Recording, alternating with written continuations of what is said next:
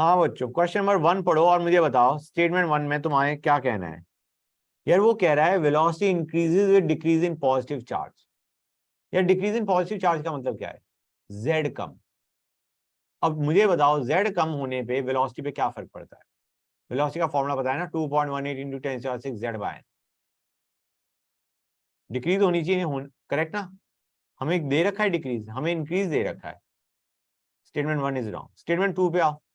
वो कह रहा है जब हम प्रिंसिपल क्वांटम नंबर n को डिक्रीज करते हैं तो वेलोसिटी बढ़ती है। करेक्ट है नहीं है?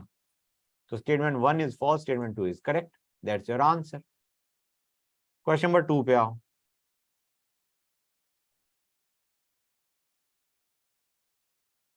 ये बड़ा अच्छा क्वेश्चन ठहरा। थॉमसन मॉडल अगर करेक्ट है, थॉमसन मॉडल करेक्ट है, इसका मतलब तुम्हारा एटम पूरा का पूरा सब कुछ कवर करे हुए, right? This no empty space. हाँ है ना बच्चों? तो हम तो कह रहे हैं ना कि it is sphere of positive charge with electrons embedded, मतलब इट इज कंप्लीटली, वो जो गोल्ड फॉल है जिसमें हम कह रहे थे एम्प्टी स्पेस है, वो वाला कॉन्सेप्ट तो खत्म ही हो गया। It is through out filled with that, तुम्हारा जो पॉजिटिव स्फीयर है with electrons embedded in it, the entire gold fall is filled above that. तो हम क्या कहेंगे, जब हम अल्फा पार्टिकल भेजेंगे तो तुम्हारी it will be passing through that sphere. हाँ है ना? तो स्फीयर से पास करेगा तो उसकी स्पीड क्या हो जाएगी? कम हो जाएगी। And it might be deflected a bit. हाँ, मतलब थोड़ा बहुत डिफ्लेक्ट होगा।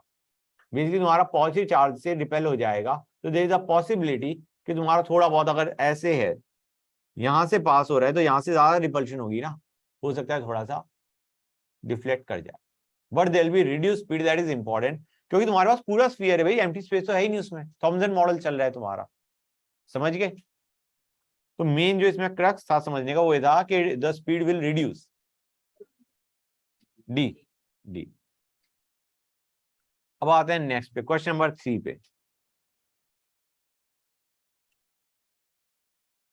बोर मॉडल कॉन्ट्रडिक्ट्स हाइजन, नहीं पहला, it can not explain line spectrum. वो तो कह रहा था कहीं भी घूम सकता है। रदरफोर्ड ने तो ये कहा था ना, कहीं भी घूम सकता है। बोर ने कहा था कि स्पेसिफिक ऑर्बिट में घूमता है। तो it could not explain the line spectrum. Line spectrum is based on fixed orbits. तो तुम्हारा स्टेटमेंट 1 इज करेक्ट।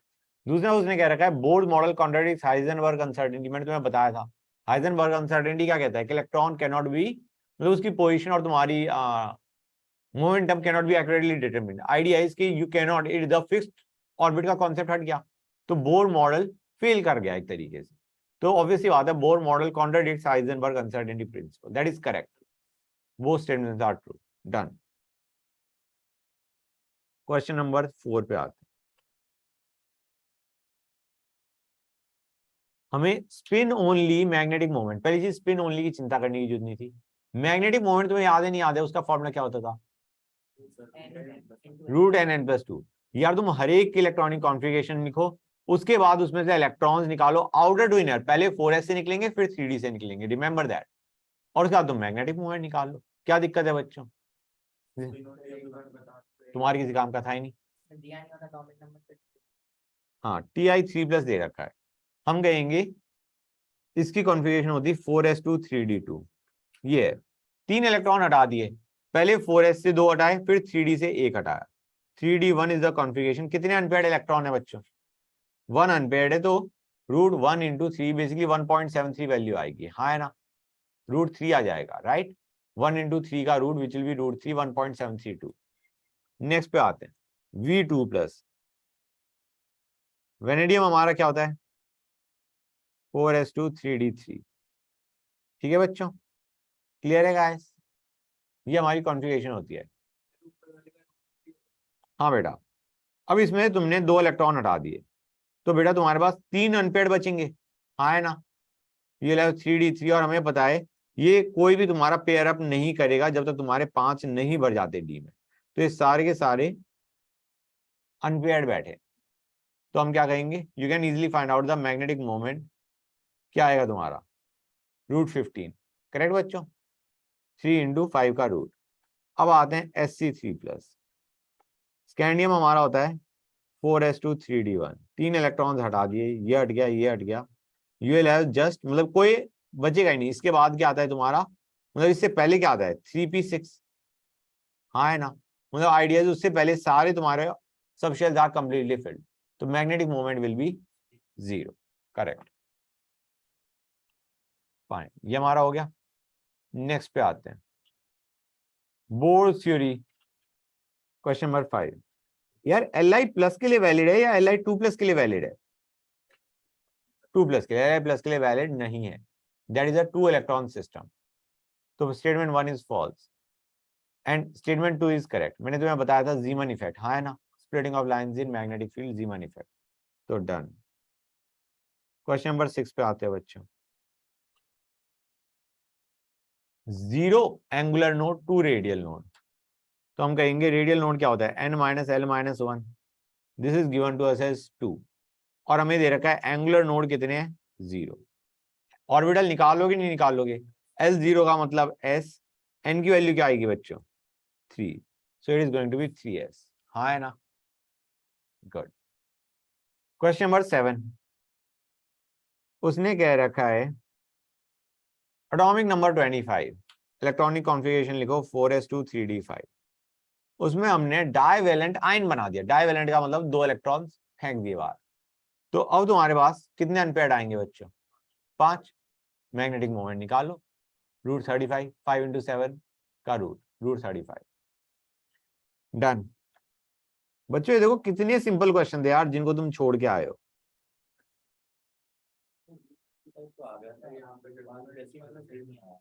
क्यों नहीं आया, 36 होता है 6, ठीक है। अब आ जाओ इस पे, उसने बहुत सारे कर्व दे दिया और फिर पूछा 3s, या 3s में रेडियल नोड कितने होते हैं ये बता दो मुझे, n-l-1, 2 आएगा, 3 - 0 - 1 it is going to be 2। देख लो 2 जगह किस में टच कर रहा है, डी, गुड। मैं तुम्हें कह रहा था एक कर्व ऐसे ही आएंगे। क्वेश्चन नंबर 9 पे आते हैं, और हमें कर्व दे किस चीज का रखा था, प्रोबेबिलिटी डिस्ट्रीब्यूशन कर्व दे रखा था, 4πr² का दे रखा था। Guys kinetic energy z² n² के प्रोपोर्शनल है नहीं है, बिल्कुल है ना बच्चों। प्रोडक्ट ऑफ वेलोसिटी, वेलोसिटी होता है z/n, उसको हमने n से मल्टीप्लाई कर दिया। Do you realise it is only going to be dependent on z, यहाँ पे तो z² दे रखा है, गलत। Frequency of revolution is not z³/n³, it is z²/n³, ठीक है ना। और coulombic force of attraction that is z³/n⁴, ये शायद मैंने तुम्हें बताया था। तो you can get your answer, done. Question number 10 पे आते हैं, प्रोबेबिलिटी डेंसिटी गाइस। यार प्रोबेबिलिटी डेंसिटी ध्यान से समझना, प्रोबेबिलिटी डेंसिटी में again will go as per radial node.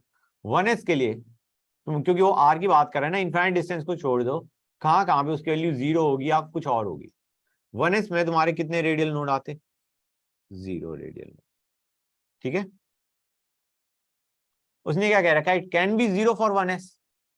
0 का मतलब है क्या रेडियल नोड आ सकता है उसमें, अगर वो साइ² वर्सेस r के कर्व में कह रहा है 0 आ रहा है, मतलब there is a radial node. हम कह रहे हैं 1s में रेडियल नोड नहीं होता, हमें पता है 1s में रेडियल नोड नहीं होता। वो कह रहा है रेडियल नोड है, क्योंकि वो तुम्हारा 0 कह रहा है for 1s orbital. Psi versus r में यू आर टचिंग 0, इसका मतलब है ये स्टेटमेंट गलत है, हमें पता है there is no radial node. 3p में कितने रेडियल नोड होते गाइस,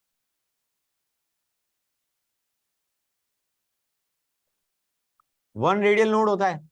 तो कैन इट बी 0, बिल्कुल हो सकता है 0, एक पॉइंट में तो 0 हिट करेगा। ओके, 2s में कितने रेडियल नोड होते, वो कह रहा है कि नेवर बी 0, हम कहेंगे एक बार तो 0 होके रहेगा, because there is 1 radial node present. Next उसने कह रखा है it can be negative for 2p।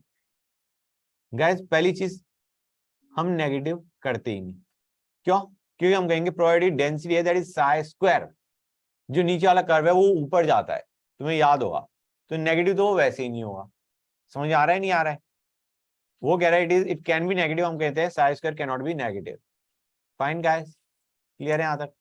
Anyway, एक चीज और बताना चाहूंगा मैं तुम्हें, उसने नेगेटिव बोला, हम कहेंगे यार 2p के लिए एक बार चेक कर लो कितने तुम्हारा रेडियल नोड होंगे। 2p के लिए बताओ बच्चों, 0 रेडियल नोड, और वो कह रहा है नेगेटिव हो सकता है। नेगेटिव का मतलब है पॉजिटिव टू नेगेटिव जाएगा, हाँ है ना।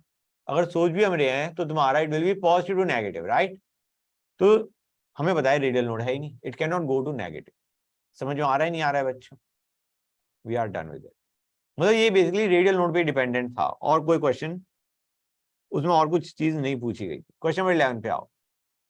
डिफरेंस हमें थर्ड और फोर्थ ऑर्बिट के बीच में दे रखा है R1, और थर्ड से फोर्थ ऑफ He+ के लिए R2 दे रखा है। R1 बाय R2 की रेशियो पूछी है। गाइस R1 क्या होता है? A0 n² by Z। अब हमें दे रखा है Li2+ के लिए तुम्हारा A0 n² बाय Z है, तो मैं कहूंगा यहाँ पे Z क्या है Li2+ के लिए 3, तो 4² बाय 3² माइनस 3² बाय 3², हाँ है ना? मैं ऐसे कर देता हूँ n², क्योंकि Z दोनों में सेम है, तो can I write this down as this n² by Z था, सॉरी माय मिस्टेक। समझ आ रहा है नहीं आ रहा है? This will be the difference. A0 n² by Z होता है, तो ये बन जाएगा A0 delta n² by Z। समझ गए? R2 को देखो क्या आएगा। इस बार उसने क्या ले रखा है? He+ ले रखा है, और उसका डिफरेंस भी 4 और थर्ड के बीच में ही पूछ रहा है। It be 4² minus 3² by He+, मतलब 2 होगा Z, हाँ है ना? यहाँ पे Z3, यहाँ पे Z2। You have to find out R1 by R2 की रेशियो। How simple is that? Divide करो, आंसर आ जाएगा। n² बाय Z लगा रहा हूं मैं, और कुछ नहीं कर रहा। A0 n² by Z, Z same था, तो मैंने डेल्टा n² बाय Z कर दिया। इसके लिए Z था Li2+ था, यहाँ पे He+ था। रेशियो निकाली, वी गॉट द आंसर।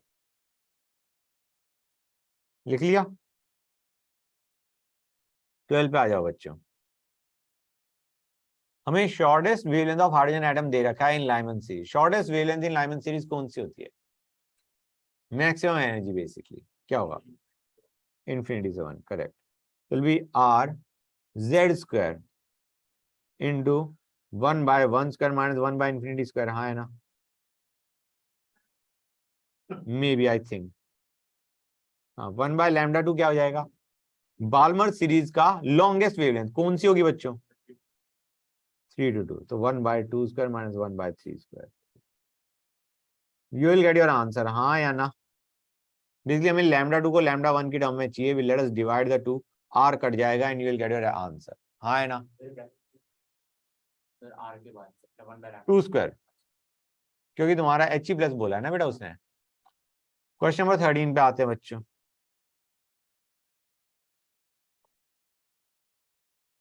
हमें कह रखा है number of subshells associated with n equal to 4 and m equal to -2। यार m इक्वल टू -2 मतलब तुम्हारी l की वैल्यू 2 तो होनी चाहिए, 3 भी हो सकती है, 4 नहीं हो सकती, क्योंकि n की वैल्यू 4 है, l तुम्हारा 0 से लेके 3 तक जा सकता है। समझ गए? तो यहाँ पे दो पॉसिबिलिटी है, l इक्वल टू 2 जिसके लिए m इक्वल टू -2 पॉसिबल है, एंड l इक्वल टू 3 जिसके लिए तुम्हारा -2 भी पॉसिबल है। मतलब -3 to 3 वैल्यूज लेता है ना m, तो यहाँ पे भी ले सकता है। तो उसने पूछा है कितने सबशेल्स एसोसिएटेड हैं with n equal to 4 and m equal to -2। हम कहेंगे भाई 2 सबशेल एसोसिएटेड है। कौन कौन से? P और तुम्हारा सॉरी D और F। बेटा L को अगर 1 लोगे तो m वैल्यूज -1 to 1 लेगा। समझ गए? तो इसमें तुम्हारा सिर्फ L equal to 2 which is D and L equal to 3 which is F, यही पॉसिबल है। These are the only 2 subshells that you can have. Next पे आते हैं।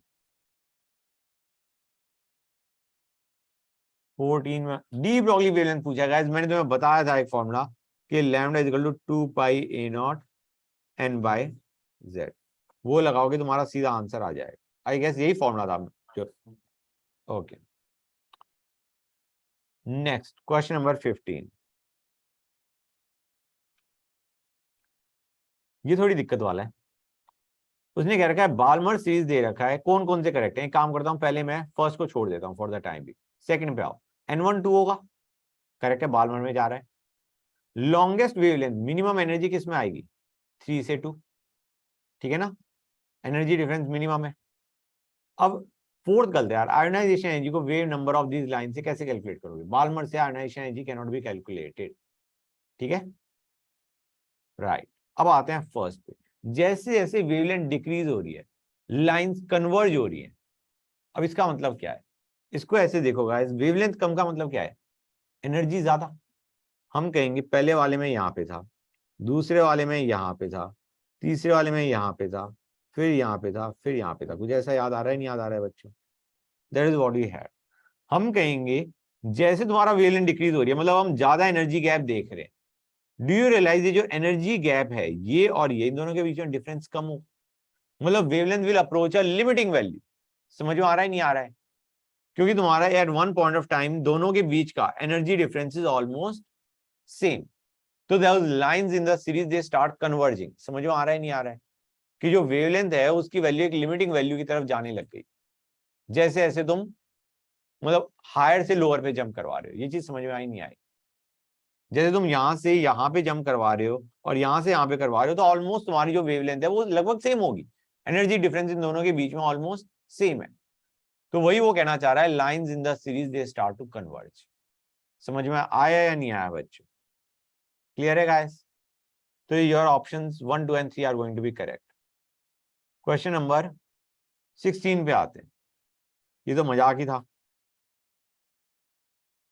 हम कहेंगे n equal to 5 and your spin quantum number equal to plus half.